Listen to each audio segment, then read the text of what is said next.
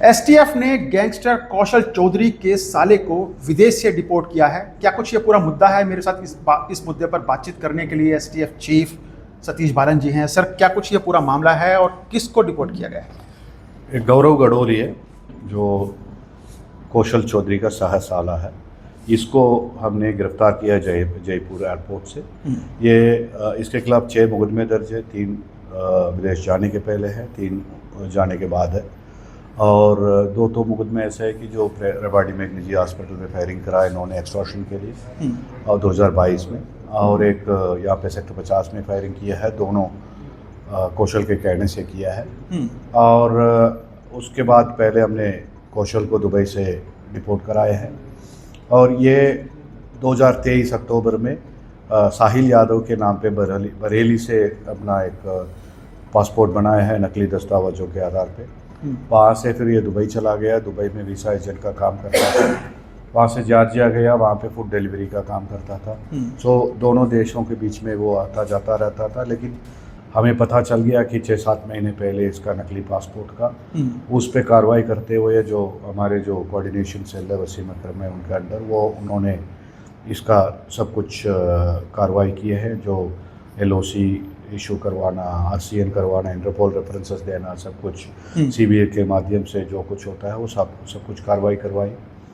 इस बार जब ये 29 जुलाई को जब जॉर्जिया गया था, वहाँ पे सारे कागज़ थे जॉर्जियन अथॉरिटीज़ के पास। उन्होंने वापस कर दिया, इसको एंट्री नहीं दिया। फिर यहाँ पे भी इंफॉर्मेशन दे दिया उन्होंने कि ऐसे ऐसे हमने वापस किया है। फिर दुबई गया था ये। दुबई जाने के बाद फिर वो वहाँ पे भी इसको एंट्री मना होके इसका होम कंट्री हालांकि हिंदुस्तान, यहाँ पे उन्होंने वापस कर दिया।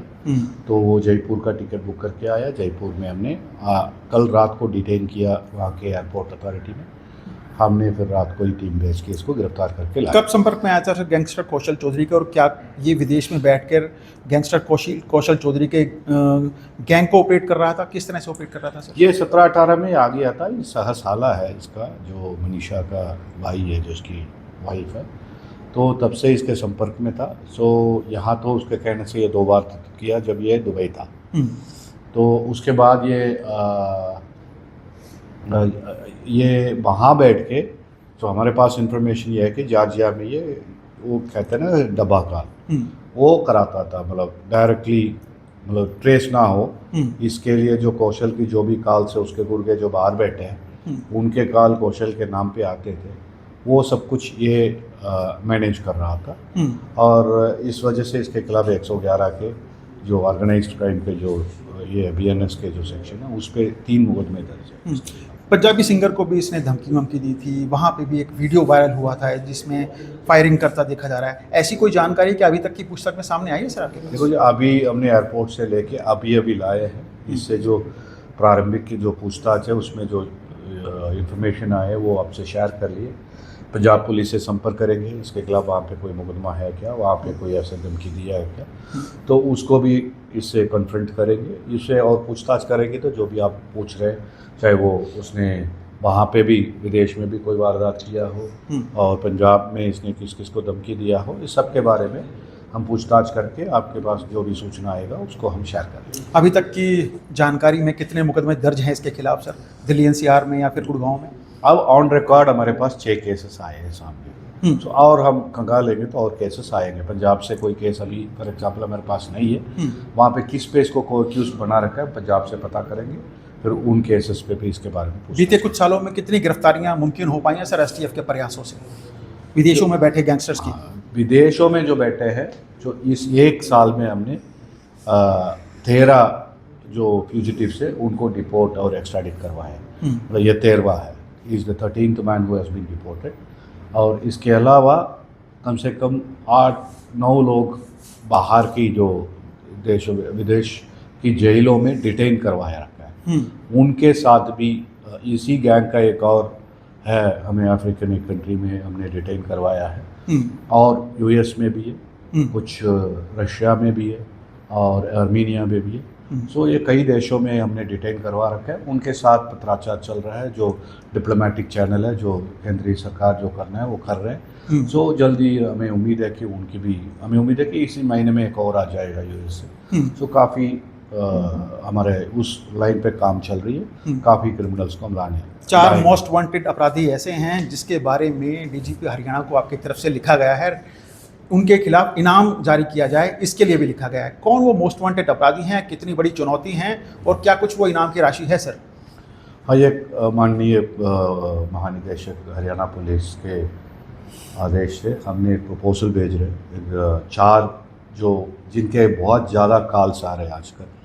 जो रणदीप मलिक है और एक हिमांशु है, अनिल पंडित है और एक रोहित गोदारा है। ये 4 बदमाश है जो बाहर बैठे हैं और यहाँ पे कॉल करते हैं, एक्सटॉर्शन कॉल्स करते हैं। हर ये अपराधी पे हमने $10,000 का इनाम घोषित करने का प्रपोजल डीजीपी को भेज रहे हैं। और ये जैसे जो भी एक्शनेबल इंफॉर्मेशन देंगे, इनके गिरफ्तारी में, इनको पकड़ने में कामयाब हो सके, उस इंफॉर्मेशन के लिए ये इनाम राशि जाएगा। यानी ये 4 मोस्ट वांटेड अपराधी ऐसे हैं जिनके बारे में पता नहीं लग पा रहा है कि कौन से देश में है और कौन से देश में बैठ के ये आपराधिक गतिविधियों को अंजाम दे रहे हैं भारत में। यस, ये लोकेट नहीं हो पा रहे हैं हमसे।